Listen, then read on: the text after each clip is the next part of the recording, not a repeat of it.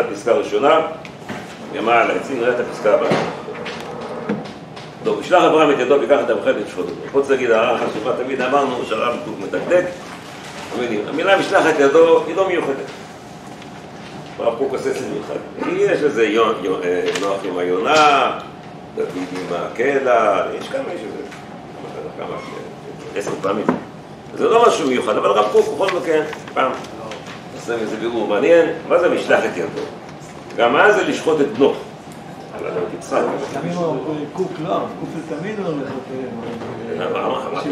לא, בדיוק, אמרתי, לא, אבל פה זה לא מיוחד, זה מה שאמרתי.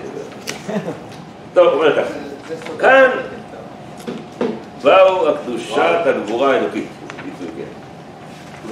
תעוזה, ואהבה הקדושה הזו אלוקים עליון, אברהם נמצא פה כל הזמן, לשכוח את העניין, הוא דבק בהשם, להתפתח רצון השם, הוא לא מלא רצון לעשות רצון השם.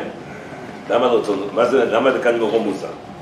כאן שמע הגיונה של האב הקדוש, כבר הייתה תעודת דבוקה באלוקים לחיים. כשאדם מדבק בהשם הוא דבק במקור נשמתו, וכאילו החלק חוזר אל המקור. לכן אברהם בצורתו העליונה כבר לא היה לו קשר אל הגוף שלו. אומר כאן להתרומם, אומרים לדברי הגדולה, הוא הנשמה בשמיים. עכשיו הגוף פה, כאילו, דוגמה הכי טובה, חשבתי עכשיו פתאום, הר סיני, פסקה, פרחה נשמתה. כתוב בחז"ל, כן, שפרחה נשמתם של עם ישראל, ואז הביא להם טל תחיית המתים, כן, הגמרא בשבת שם כל המדרשים. נתן צורה. למה פרחה נשמתם? כי במצב שלו, תפקוד אלוקית גדולה, הנשמה כאילו מסתלקת מהחיבור עם הגוף, הוא השאיר את הנשמה דבוקה למטה, וכשהנשמה מתרוממת למעלה, כאילו הגוף נשאר ככה, יש כזה סיפור הרבה ברדיצ'ב, כן, שהוא סיפר שהוא היה בנעילה, היה חזן, הוא עלה לשמיים, הוא ראה את עצמו למעלה. ראיתי את עצמי, ברדיצ'ב, בכנסת. מלוויין. כן, ואני ליד העמוד, זה מצב שאדם עד על שמיים. זאת אומרת, אברהם בצורתו העליונה היה לו כבר קישור חומרי וטבעי לגוף כזה. לקוח מפקד, מושל בעוז אלוקים על הגבייה, אבל אברהם זה כמו דומה לכזורי, כן, שהחסיד זה המושל, מושל על כל חלקי אישיותו. אז זהו מה שנשאר אז מתארך היום. הוא מושל, הוא נשמה עליונה, שיש לה גוף שיוכל לקבל פקודות. כך, לא נאמר משלח אברהם את ידו. אברהם, שום עלי אור רשם, על בתינו שואה את ידו. כן, את ידו. שליח אותה, כן, שליחות. את ידו הנשואה אז, לא בתור יד אדם חי טבעי. תנועת רצון. לא כמו אדם שכמונו שברים את היד כל הזמן, שזה סתם העבודה של העצבים והשרירים. כי אם היד הלכה בשליחות אליו, וישלח את ידו. ואמרם, טוב, עכשיו אני צריך שליחים. שיעשו את מה שהשם אומר לי לעשות, היד שלי שאני מושל עליה, שולח את השליחות, דחיפה אלוקית. עוד השם ייחוד. השם ייחוד. הוא לא היה שם מיוחד לגמרי, צריך להגיד את זה עוד. מה יותר אמירה מזה? שליחותו של אברהם. עומד לפני השם, מקשור ברצונו הקדוש בכל עמודכם. זה מצד וישלח. עכשיו, מה זה? מה עשה היד? באותה יד, עכשיו הדבר שני, ייקח אותם לחלק. שנשלח בצורה קדושה כזאת, כשליחת הנשמה האלוקית הגבוהה של אברהם אבינו. ועלת פה את שולחן, לקח אותם לחלק, והרעיון לשחוט את בנו. גם עוד פעם דקדוק לך, זה לא חידוש, אפשר להגיד בנו, אפשר להגיד יצחק, זה בסדר, אבל הרב קוק. מדקדק. לא הוזכר כאן שם הפרטי של יצחק.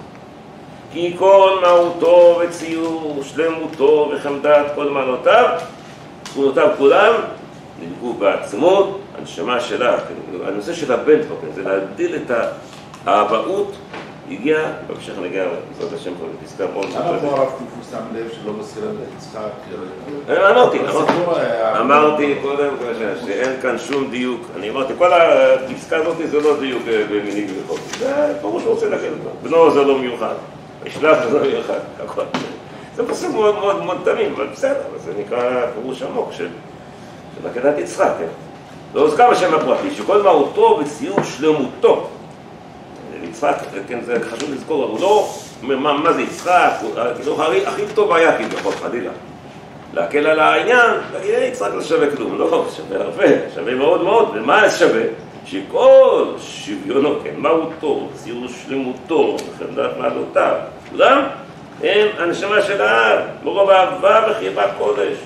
הוא נשאר כי מה יחס ובנו? הוא לא אומר, יש כאן ילד, בחור, יש כאן בן שלי, שאני אוהב אותו אהבת נפש מכל אישיותו המדהימה. שוב בנו, אשר האהבה כולה נמשכת עליו מאת האב, אברהם את בנו, אבא ובן. חוקת חייו. זה מדבר על יצחק, שרוב האהבה של יצחק, לא של אברהם, מרוב אהבה חיבת הקודש, שלמותו וחמדת כל מעלותיו ומותיו ונצרות כולם, התפרקו בעצמות הנשמה שלה, אבל הוא מדבר על יצחק, לא על אברהם שאוהב את הבן שלה. אולי מצא מצד. לא חושב. לא, הוא בעצמות הנשמה, אני עובד שמודה בכלל, אבל יצחק לא כתוב כאן שום דבר על יצחק, יצחק אני לא עושה לא לא זכר שם פרטי של יצחק, שכל מהותו של מי, של יצחק. כן, ודאי. הוא בעצמות הנשמה בתור האהבה של האבא. כאילו כולם, ברור שהם דבקים, אבל הנושא כאן זה אברהם, הפסוק מדבר על אברהם, שהוא לוקח את המחד, לשרות את זה, שהוא איש בן, דבוק, באור, בתור בן אהוב. זה ברור שזה יצחק, אבל זה הכל מדבר על אברהם. אברהם כאן הוא זה שעושה את הכל. הוא אומר, ולכן הוא כותב כאן, תשוקת קיומו, לדבר השם יתגבר עליו, ועלה למעלה, יפעל ובזרום. כן, בעזרת השם, בפסקה שאחר כך נראה כמה זה חשוב העניין הזה. עכשיו, ויקרא מהלך השם מן השמיים. אז דיברתי בתחילת הלימוד על כל מיני מאמרים שרוצים לרבע את המעגל. יש להם מצוקה נפשית קשה בגדת יצחק. אחד הדברים שראיתי פעם הזוי לגמרי, זה פשוט מטורף. כתב רב אחד מאמר, שאומר, שאמר לו, כתב באלוקים ניסת אברהם, ואמר עליו אלוקים למידת הדין, השם נסתר, הטבע. ופה באה קריאה שמלאך השם, ארבע אותיות. איך אפשר להגיד דבר כזה? פה זה מלאך, שם זה השם, והרב קוק, ברור, אי אפשר לתת להם את זה שפה זה פחות לכאורה.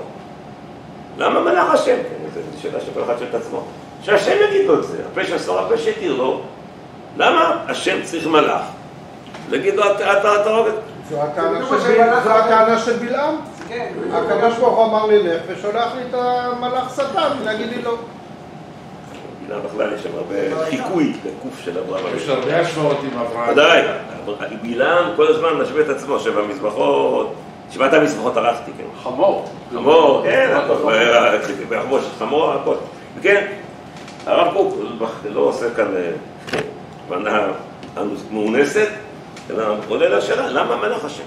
למה לא מהשם בעצמו? שאלה מאוד מאוד מתבקשת, כל מי שלומד את מקדת יצחק. איפה השם נעלם? כולם צריכים לשלוח מלאכים. זה רק ככה. רוב הפעמים, קודם כל, אי אפשר לרבע את המעגל, כן, אי אפשר לרבע את הדבר הזה, זה פשוט מענש את הכתובים כדי שצא לכתוב. כי כתוב השם ולא אלוקים. ברוב הפעמים, הנבואה שלו באה בהופעה של מלאך יותר נאצלת כהנבואה, מה שאומר, ברור מה זה. כל התנ"ך, יש שתי מדרגות, יש הרבה מדרגות, אבל שתי מדרגות ביניהן ברורות.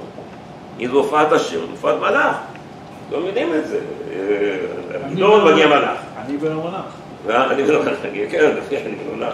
גדעון מגיע מלאך, למנוח ואשתו מגיע מלאך, ויש ישוע בארץ, ויש גם ידיעה שם בעצמו שם דיבר איתו. מה זה הסיפור כאן? ברור שלא. עד כאן השאלה, שאלה פשוטה. אבל, יש גם כן הוראות כאלה. שהופעתו של המלאך היא משלמת את הנבואה המדרגה. צריך להסביר את זה. הוא לא מבורך מהשאלה. למה? כתוב מלאך. למה השם שלח מלאך? אברהם בא להסביר לנו למה פה דווקא מלאך. בוא נראה מה זה אומר. איך זה קורה? בחזון הראשון של דבר השם, בציווי התורה. לא יכול שום מלאך להסתכל. ציווי התורה לא יכול להגיע ממלאך. אין דבר כזה. רק השם, כן, זה הרמב"ם. הזכרתי את הרבה פעמים, נורד בוחרים, שהוא אומר שאחד הלימודים בקטע יצחק זה על בהירות הנבואה של הנביא. זה היה אברהם, ברור שהשם מדבר איתו, אז אולי זה דמיון. לומדים מכאן, שהשם מדבר עם נביא, אין שאלה. השם דיבר איתו.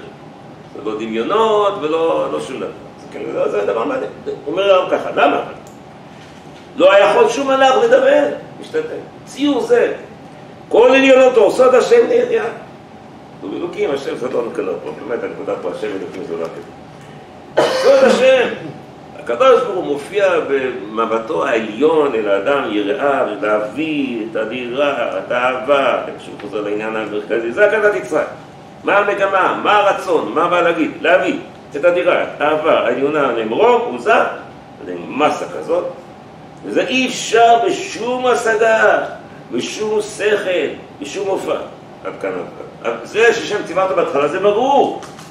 זה לא רק ברור בגלל שזה מדרגה של אברהם, אלא זה לא ייתכן שיהיה ציווי כזה שבא ליצור, בא להביא את אברהם לכזה גודל, אם לא השם בעצמו אומר לו, קח את בנך ולך נתחיל.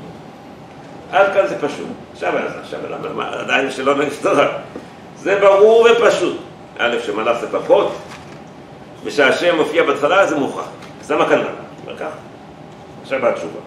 הוא אומר אחרי אשר הניסיון. נגמר. אברהם פה גמר את זה. כבר לקח את המחדת. אברהם מסד, סדר הדברים, ברגע זה פה בנים. השם לא עצר אותו כשלא נגמר. השם עצר אותו כשהוא כבר עשה מה שהשם רצה. הוא לקח את המחדת, את שחודת. הוא היה מוכן לחלוטין לעשות דבר השם בלי לפתח. אז די, עכשיו נגמר. אז אם נגמר, עכשיו נראה מה קורה בעולם. עכשיו שהניסיון נגמר כבר, בנשמה בכל עוד גבורת קדושה, יצאה אדירה וצרופה. קח את בנך, שאמרה שמכך שיגידו שאתה לא נאמן לי. הוא חולך השם לכולם שאברהם הוא כזה. יצאה אדירה וצרופה. והכוח מוכן להימסר לאלוקי אמת. בכל ישותו. היותר פנימית ואדירה. עכשיו, מה קורה? אנחנו כאן נמצאים במצב שכבר יישום העקדה נגמר. נגמר, עכשיו הכל השאר זה רק, גם הרבה מה ללמוד כאן, כן? אבל היישום היה העניין של יכולת האדם להתרומם למדרגה כזאת עילאית של עשיית רצון השם, וכזה דבר קשה, מאוד מאוד קשה, זה היה. עכשיו, אומר הרב, כשהוא בא, מוכרחת לבוא. הופעה אלוקית כזאת, שמתפשטת כבר בהופעת המתתה, מופיעה בכל דברים.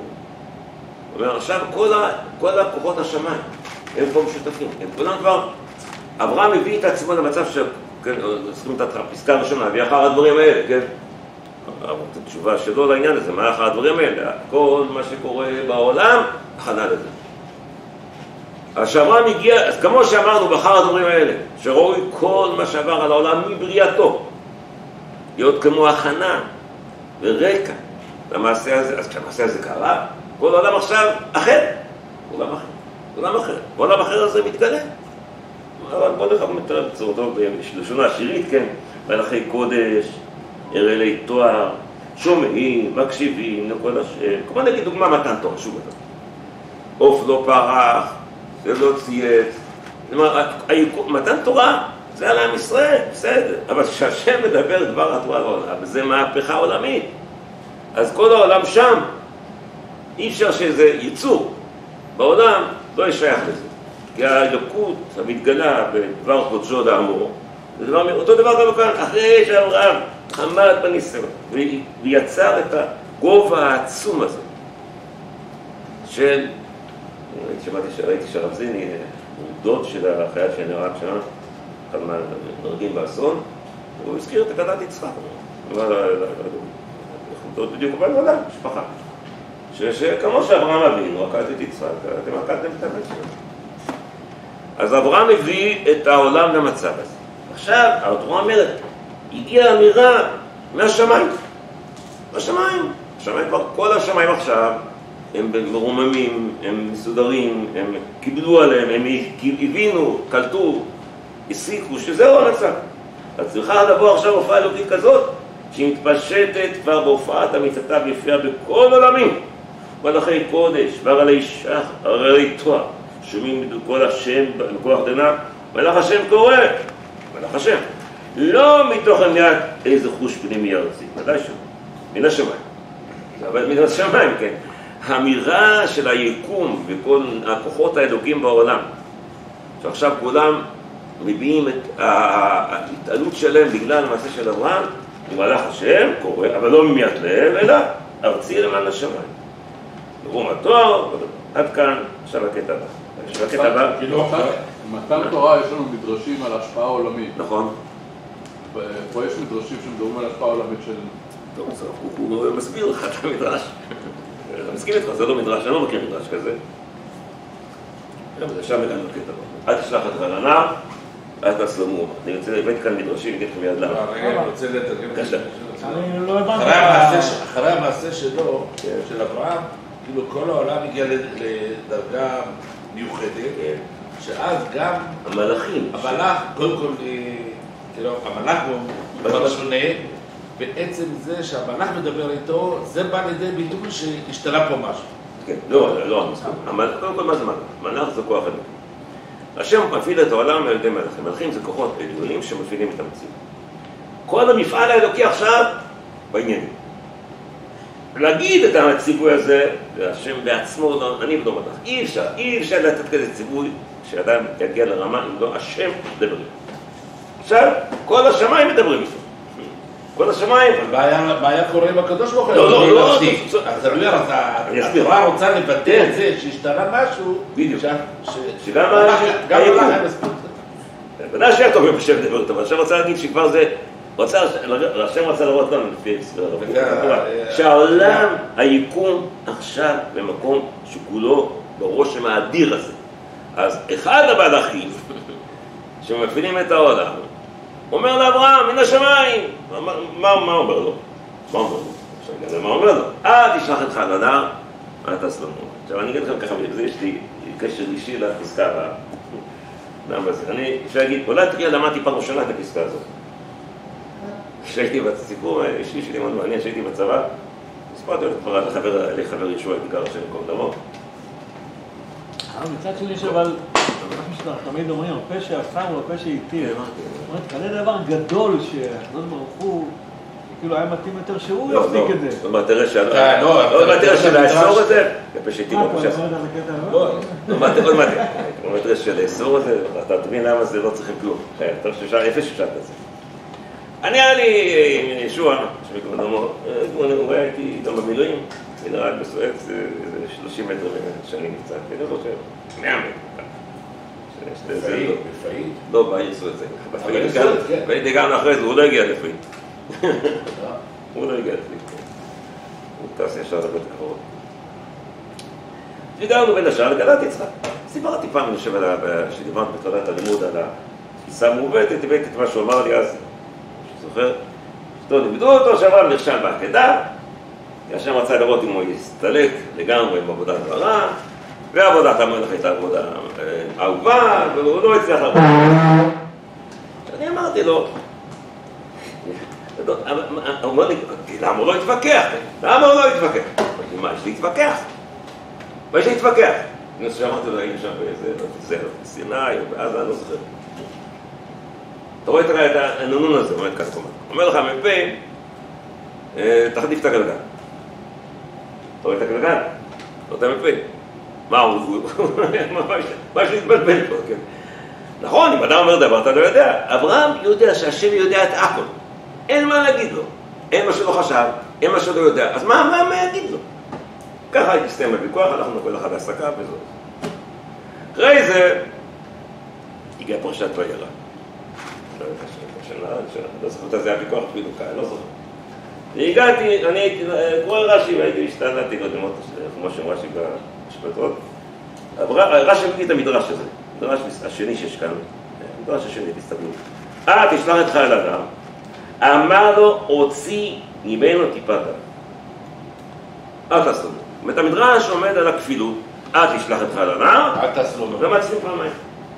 אז זה קשה מה שאמרתי עכשיו על ישוע. למה הוא רוצה להוציא דם? השם יודע הכל, אמר לך די. כל מה שאברהם הלך למקום הנורא הזה, זה בגלל שהשם אמר לו.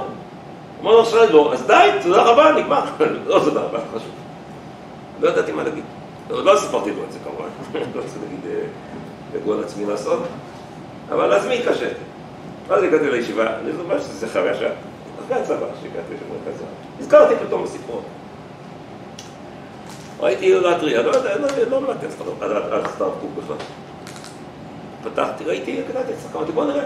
מצאתי את הפסקה הזאת. הוא עונה על זה תשובה מדהימה.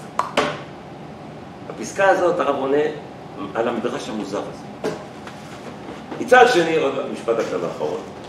הזכרנו כמה של רבי יד, הסיפה שלה היא אחת ההוכחות שלה בכת רגל. שאברהם לא טוב לקוד את הבן, השם לא רוצה את זה, ולא אוהב את זה, וזה לא טוב. הרב קוק מגויס כאן לזה, בוא נראה שם את הרב קוק. אל תשלח אינך, אל תעזור לו. כל השם בכוח. יודעים מה אנחנו עושה כבר שאמרנו כבר קודם? אומר. מה הוא אומר? הרב קוק הוא לא אומר שאל תעשה עקדה, שימו לב. הוא לא אומר תעשה עקדה, מה ששאל קודם. הוא לא אומר תעשה עקדה. הוא אומר בואו נחזור לדברים הפשוטים. הציווי המוחלט בין מצד הצדק להימנע מרשע שפיכות דמים, לא תרצח, ובין מצד הטבע להינזר מכל דבר פוגע ברגשי אב המלאים אבל לא יחידו, קיים בעינו. מה חידוש כאן? בוודאי שקיים בעינו, מה פירוש? מה הרב עושה לנו? הוא אומר, הוא בא שהוא בא להסביר את השאלה הזאת, הוא לא מזכיר את המדרש, אבל לא מסביר. אבל מה החידוש? ברור. כמו שאמרתי קודם לעצמי ששאלתי את השאלה אחרי דיבורים עם אדגר. אם יש מצוות עקדה, אז מתגברים על אהבת הבן. אז מותר לו תרצח, אבל אם אני נשאר, מה הרב אומר? תשמע, אומר לו אברהם, תדע לך, לא תרצח לא נגמר. בסדר, ברור שלא נגמר, אף פעם לא חשבתי שנגמר. זאת אומרת, הרב קוק עונה על השאלה, מסביר מה שהוא התכוון. מה אומר להגיד? העקרות הקדושות, מה החידוש שאנחנו לומדים כאן, שהרב אברהם מקבל מסר, שעדיין יש לו תרצח, ויש אהבת הילדים, והכל יופי. שימו לב. הרב אומר ככה, העקרות הקדושות, האיתנות, אני חושב שהמילה איתנות פה, יש לי ככה ייחוש, יש עוד מקום שכתוב את הדבר הזה, והיה שם היה לפנות בוקר לאיתנות. לא רציתי לדבר על זה. הטבע הרגיל. זה לא. יש עולם, יש מים, יש חוק כלים השלובים, יש הכל נמצא, העולם לא משתנה, לא תראה איך זה. היה זה פסק זמן, עוזר, לאיתנות. האיתנות, החקוקות בטבע הרוחני ובחומרי. זה מוטבע באדם, איסור שפיכות דמים, אהבת הילדים, להרדו ממעלתם ולקחו את השרה, איפה? לא עכשיו, על ידי החזון העליון שנתלה בדבר השם. אני תסביר מה כתוב כאן. גם כשהיה צריך לעקוד אותו זה לא ביטל, לא תרצח, לא לגמרי. השם לא אמר לאברהם, כדי שצריך את רצוני, אנחנו נשחוט את אהבת הילדים, ונשחוט, לא, תוך כדי שציווה אותו. מאותו מקום שבו יש לא רק את הציווי האלוקי, גם את הטבעים האלוקים. השם עשה את הכל, מי עשה את אהבת הבן? השם. מי טביע באדם אהבת הילדים? השם. בורא העולם. אז הקדוש ברוך הוא, שנבין, עכשיו הגיע הזמן להבין, תכניס טוב תבד הראש, שכל זמן, מה שאמרנו כל הזמן, שאברהם צווה לעקוד את בנו, זה לא כסילוק, ביטול, לא רק באופן ספציפי, ברור שכל אחד יגיד, שידע שהשם נעבר כל העמים שצריכו עכשיו. לא, גם אצל אברהם אבינו, אצל העולם, השם לא הרס בו את אהבת הבן, הוא לא ביטל בו אהבת הבן, הוא אומר, אם זה תעקוד, עם כל איסור שפיכות דמים, עם כל הרתיעה מעשיית נזק, עם כל הרצון של אהבת הבן שלא יגיע לשריטה לבן שלו, תעקוד אותו. עכשיו, אז מה הגיע הזמן? עכשיו צריך להסביר את זה. אומר לו השם, בוא נקרא את ההמשך, תבינו למה זה קשור לכאן. לכן, עוד פעם נקרא, לא ירדו חוט השערה, על דבר הקרבה, על דבר השם, על דבר ההקרבה והמסירות הנפשית היותר עמוקה לאלוקים מחיים, ברור, שהיא קדושה, בדירת החפץ, בדירת האמת, היותר נפשית, ברור, זה הכל הציווי, להרים את אברהם אבינו למדרגה שמכוון לעשות מעשה נורא כזה, היא לא באה לבטל אצלנו שום דבר, לכן. עדיין לא הבנת איך זה קשור לכאן, עכשיו הגיע התשובה. אל תשלח אינך על אדם. כל חומר האיסור הפשוט והישר שבדבר. זה פשוט. עד כאן הרישה, מה זה הכפילות? עכשיו הרב רומז למדרש כפילות. ואל תחשוב שיש כאן איזה ניגוד מפעלי בין אהבת טהורה לבנך יקירך לבין אהבת השם ההולכת ושוטפת. פתאומות שיש לעשות את זה צעד להראות שזה העמדת אהבה. נסביר מה הרב אומר כאן. אברהם אומר לו, המדרש אומר השם בסדר. הקדנתי, מה תגיד? מה יגיד לעולם? יגיד לעולם, בסוף אהבת הבן גוברת, אתם רואים? הנה, הנה עבודה שעצר אותו. הנה, אז בוא נעשה פצע. אבל הוא לא רוצה לעשות פצע, הוא רוצה לפצוע את יצחק. הוא אומר, רוצה שכדי שהטיפשים להגידו, היה כל הזמן מאבק בין אהבת הבן לאהבת אלוקי. והמאבק הזה הוכרע, אהבת הבן. אז מה אני אעשה באברהם? שורן נפלא, יעשה פצע, ואני אעשה דבר שהוא נוגד את אהבת הבן. כי שהבינו שאני עדיין לא חזרתי מאהבת השם. ומי שחושב שיש ניגוד בין אהבת השם לאהבת הבן, אבל כל העקדה הייתה, כאילו, מה הולך נגד מה? אז אם אתה אומר, אל תעקוד או אל תשחט. אתה אומר, אהבת הבן הייתה חשובה. אז כדי שלא יבינו את זה, נעשה את זה. אז הבינו כולם, אברהם לא ירד בו ממעלתו הגדולה של אהבת השם. הנה, הוא מוכן לפצוע את הבן. לא רואה אותו, לא צריכים ברוך השם, הוא מה קוקסים? ולמה? ולמה לא צריכים? עכשיו הגיע המשפט הכי חשוב. והמשפט הבא, זה מה שכולם, לא כולם, ראיתי כבר כמה מאמרים. הוא אמר בקטעים הקודמים שהנושא של המילוי צו השם נגמר כבר, ברגע שהוא לוקח את המאכלת, כן, אמרתי, בסדר. נגמר, זאת אומרת, ועוד פעם הוא אומר את זה. לא, עוד פעם לא נסביר. הוא אמר קודם מה לא, אני אסביר לכם. שלא נחשוש לא, נגמר ברור, אבל אני אומר שוב, אני אומר, מה שאמרתי, אברהם יודע שיש אופציה להסביר את השאלה הזאת בניגוד בין ערכים. ניגוד בין ערכים. אני אגיד לכם משפט כבר, שמעתי לכם אחד השיעורים הראשונים, אמרתי לכם על השטן. אחד הדברים שהמדרשים בלבלים זה השטן, השטן עשה הרבה דברים. אחד הדברים שהשטן עשה זה סיפור לשרה, ונספחה חיי שרה, מיטת שרה, לקטעת יצחק, כולם מכירים את רש הזה בגן ילדים כבר, נכון? למה? אז אומרים שאברהם, מה עשה השטן, עבר לשרה, דודו, זה באמת, השרה מתה בגלל שעקדו את יצחק. אז כולם שואלים, אבל למה שרה מתה בגלל זה? היא לא צדיקה כמו אברהם? מה זה? הדרת נשים? אסור לעשות את זה. מה זה? אז אפילו הייתי מפרשי מדרש אומרים שהיא מתה כי הוא לא עקדו. לא עקדו אותו, זה כבר נראה לי חשתי, תקחו חילה. מה זה? לא צריך להגזים. אז אני אומר, אז אמרתי לכם קודם כל יש עוד מדרש, כדי להראות את ההבנה הנכונה. שאמר יצחק לאביו, אבא אל תודיע על אמא כשעומדת על הגג שם תיפול. יצחק נמצא במקום שהוא ילך למסור את הנפש שלו, אבל הוא לא סותר את אהבת האמא שלך. אבל השטן הוא זה שמנגד את הדברים. השטן כל עניינו להראות, אי אפשר להראות להיות אידיאליסט, כי האידיאלים סותרים. אוהב את הבן, אוהב את העם, אוהב את השם, אוהב את הבן, אוהב את הארץ, אוהב את הממשלה, אוהב את העם, אוהב את הארץ, נכון? אתם רוצים בארץ ישראל, רצחתם את רבין, כי אי אפשר יחד. אם אתה אוהב משהו, אז אתה בסוף רוצח. זה השטן. השטן, כל עניינו, כן, אמרתי לכם אז שדיברתי על זה, שהשטן זה דמות בחז"ל המון, אבל בתנ"ך שטן מופיע באופן משמעותי בספר יום. השטן מלגלג, השטן אומר, נו, חוכמה, מה חוכמה? למה הוא אומר השטן?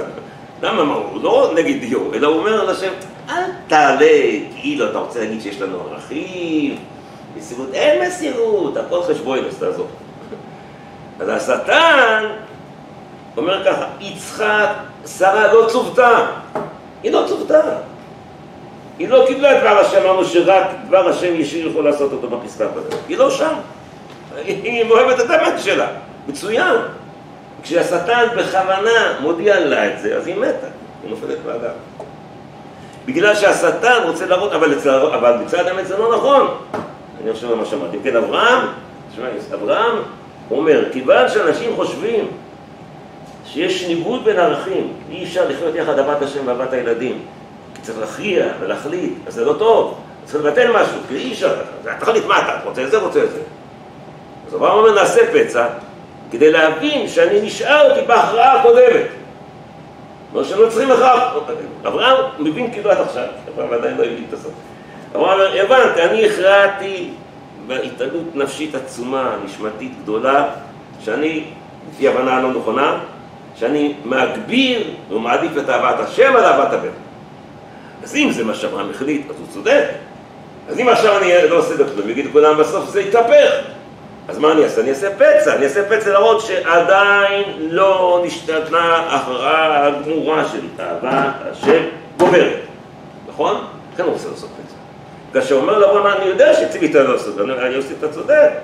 אברהם יודע ששמענו, הוא לא מתכוון להרוג אותו יותר. הוא אומר, אבל כדי שנקרא את המשפט הזה, אם עד שיהיה לפחות איזה צעד נכון לעשות בפועל, איזה דבר המורה עליה, מתי אתה הזאת?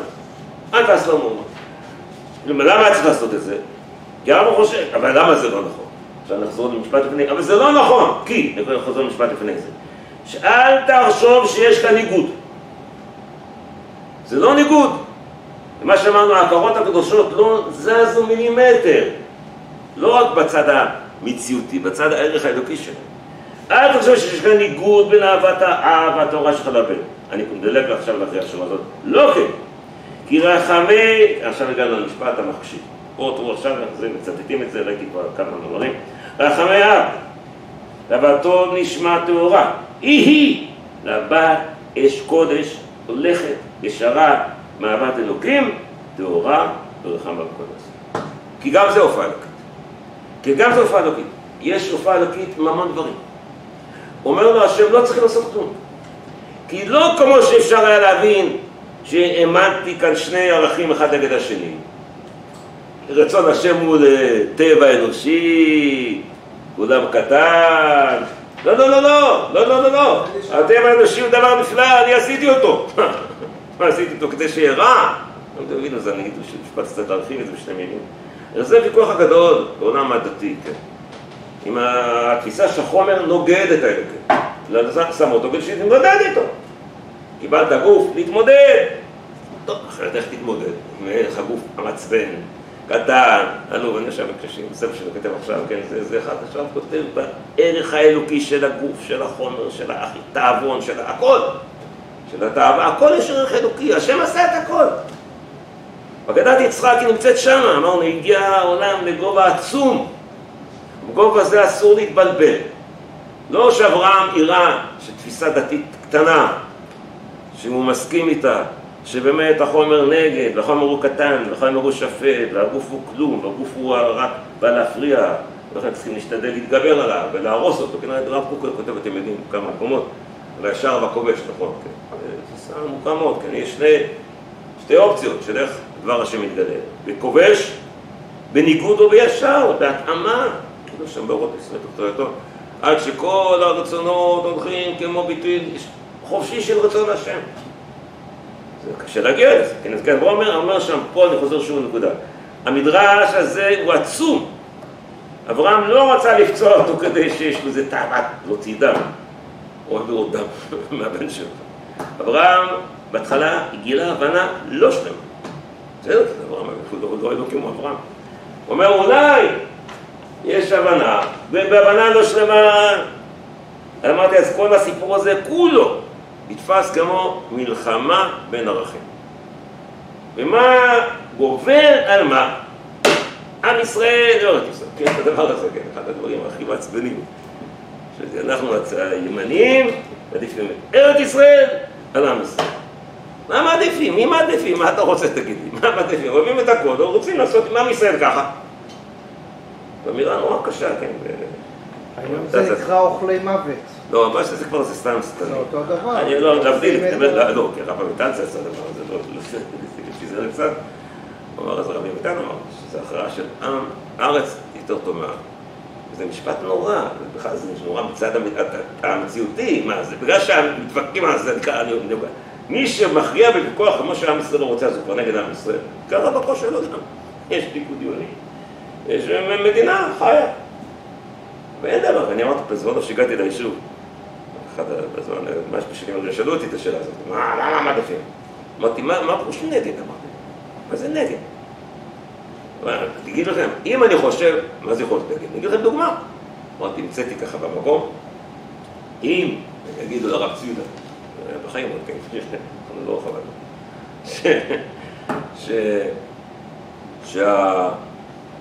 עכשיו השמיים יש פצצת, המטוס עם פצצת אטום. לא מפנים את יו"ש, הוא זורק אותה. הוא אמר לפנות על המקום, מה שלך? ברור מה זה שם ישראל ימות בשביל הארץ הזאת, מי דיבר על זה בכלל? לא הקטע בכלל, כן, זרום למה זרום לברכה. הביאו איזה נאום שאמר, יראה כמה הוא לא מבין את זה. יש 3 ערכים ברורים שאין מי שיכריע ביניהם. שלום, ארץ ישראל ועם ישראל. יש מי שיכריע ביניהם. יש בזה התחלתי במות סוגיה שעשה דוחה לא תעשה. אין דבר, יש מי שיכריע. אבל מי אמר שצריך להכריע? לא להכריע זה כמה אתה ואת אבא יותר, את אמא יותר. זה גמרא בקידושין, נכון? זה דיבור סתני. אם יש חלילה התעקשות, זה להכריע, ברור. אבל ההתעקשות היא נקודתית, הרי בדיוק עשה דוחה לא תעשה. סוגיה שם מבמות, יש אחת החקירות המרכזיות, זה צריך לדעת, בעידנא דמעקר ללאו, עביד לעשה. אם זה לא בו עידנא, אין דוחה. שם בו דיונים שם, רק אם באותו רגע שאתה דוחה את עליו, אתה עושה את העשה. ואז יש הכרעה. אבל זה מקרי. אבל באופן כללי, שוב אני חוזר למה שאמרתי, הגוף לא נגד הנשמה.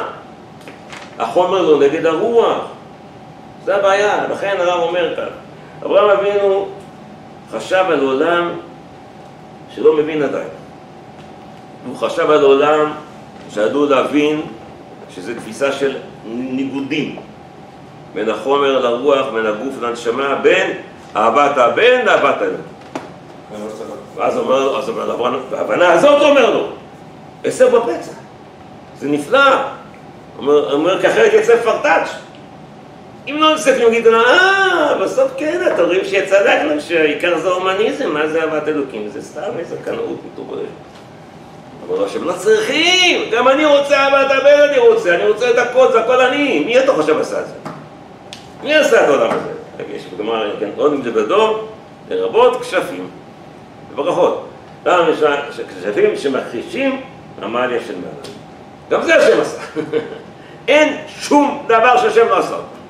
אז כשפים זה מכחישים, בסדר, אבל פה זה לא הכחשים, פה זה דברים טובים, חיוביים, כן, מה הוא כותב פעם נקרא לזה. כי אין, אל תחשוב שיש ניגוד מפעלי בין אהבת תורה שלך לבין יקריך לבין אהבת השם הצדיק. הולכת משתפת בתמורתה ותאומות נשמתך העמוקה. עד שלפחות צריך לעשות איזה צעד מורה על המתי אתה הזאת. לא כן, אתה סלומון. כי רחמי אב, לאהבתו בנשמה הטהורה, היא, לבת יש קודש. הולכת ישרה מאהבת אלוקים הטהורה, ורחמה במקום נוסף שהופעתה בעולם בארבעת האור והתפארת של הקדושה מגמתת העליונה ברימת החיים. עכשיו אני מגיע לסילוף, אתה רואה מה כתוב כאן? שאהבת הבן היא הכי חשובה. היא גם מופעה, לא מצליחים לקות את הבן. רבותיי, זה בגלל העקדה. אם ככה, יגיד השם אברהם התחלה, שיטה, אנשים, קראתי כבר לא פעם אחת. רואה הרב קוק בעצמו מסתים, זה בעצם השם לא רצה שיעקוד אותו בכלל. למה שיעקוד אותו? הרי אהב את הבן שלו, זה הופעה אלוקית. למה לעקוד? למה צריך לעקוד? אם כתוב ברב קוק, בסוף. שעבד, זה כתוב. לא, כן, שעבד אהב את בנו. יופעה אלוקית, אז לא צריכים לעקוד, כי כשהוא אוהב את הבן שלו ולא עוקד, הוא גם עוקד את השם. למה צריך לעקוד את המסלול? למה? בגלל שזה הכל אחרי העקדה. לפני העקדה אפשר לשאול לא נכון, שהכל רק מנושי וחומרי, אחרי שאברהם הראה שאין דבר יותר באהבת השם. עכשיו אפשר לחבר את הכל באהבת השם. זה כבר נצא עוד פעם, פה בשתי הפסקות רבות אנחנו נגיע לזה. טוב, לא הבנתי, אז למה מלאך השם צריך להגיד את למה מלאך ולא השם? אז אמרנו זה כבר, אתה חוזר בפסקה אחורה, זה לא קשור לשם, לא צריך להבין. זה פסקה קודמת, אתה מרבה פה. אמרנו מלאך השם להגיד שעכשיו כל המציאות האלוקית שותפה. זה עניין אחר, עכשיו באנו לעניין עצמו. כן, אל תעש לו מאומה. זה המדרש אומר מומה, כן, מאומה. זה האמירה. לכן, כי יש כאן דבר אדיר. אני אומר, אבל אני לא רוצה שפעם נראה שהרב קוק מסביר את זה בעצמו, והייתי גם אפילו את התפילה אחר כך. זה שיבוש ההבנה, רק בגלל עקדת יצחק. אם לא עקדת יצחק, אז איך תדע שהכל לבת אש קודש של השם? לא! זה אדם אוהב את הבן שלו, כי זה נורמלי, מה זה הגוף שלו רוצה את זה. איך תדע שהכל נובע מהשם? רק אם אתה אומר, בזכות מה אפשר לדעת שהכל נובע מהשם? רק אשר האדם גדול מה שהכל בטל. אם זה הכל לא נובע מהשם, למה שיתבטל בפעולות אנשים? אם הכל נובע מהשם, אז זה יתבטל. אם אהבת האב לבנו היא לא להבאת עץ קודש מאהבת השם, אלא אם רגש נורמלי, חומרי, אנושי קטן, אז למה לבטל אותה מול אהבת השם? אבל אם יודעים שהכל נובע, אחרי שרואים שהכל בטל אל השם, למה אברהם ביטל את כל השם? בגלל זה. למה אני אמרתי לך, אומר השם לאברהם, להכל את הבן? בשבילי. כי הרי הכל מתחיל ממני. אבל כדי שידעו שהכל מתחיל ממני, צריך לראות שהכל מתחיל ממני. שזה היסוד העליון. איך מראים את זה? רק כדאי. בלי זה, מי אמר שזה היסוד העליון? איך אדם ידע את זה? אדם ישאיר לחשוב מחשבה קטנה. זה דברים אנושיים, פשוטים, הומניזם רגיל. ואחרי שיודעים את זה, זה כן, עכשיו זה הרב כתב את זה על המוסר, כן, כן, באורות הקודש, כן, על המוסריות. הרב קוק חולק על הדתיים הקטנים שכופרים במוסר האנושי. יש מוסר אנושי, אבל הוא חלש. זאת אומרת, הכופרים הגדולים הם מוסרים בגלל שיש אלוקים בתוכם, הם לא יודעים את זה. מאיפה מגיע המוסר האנושי? מהקדוש ברוך הוא, מהנשמה האלוקית. למה יש לאדם מצפון? מה הוא אחד? אם הוא היה בהמה, בהמה אין מצפון. בגלל שיש בו מקור אלוקי. שהמקור האלוקי הוא צדק מוחלט. הוא לא לפגוע בשום דבר. ולכן האדם מונע. אבל אם אתה לא יודע, זה חלש מאוד. זה מסובך מאוד. הנקדת יצחק בא לחבר, להבין מה מקור הכל. אם זה מקור הכל, אז תתפתל. אתה לא יכול להגיד דבר מאוד טוב. אלוקים הבנתי שהמאהבת השם היא יצוד הכל, למה הכל נדבר? זה גם כן חשוב, לא. אז אתה לא הבנת, אחרי שתראה לכולם, שהכל בטל אל אהבת השם, אפשר להגיד, הכל מתחיל באהבת השם. אז פעם בעזרת השם נראה את זה מתוך העקידה עצמה, תראו שזה פשוט הדבר.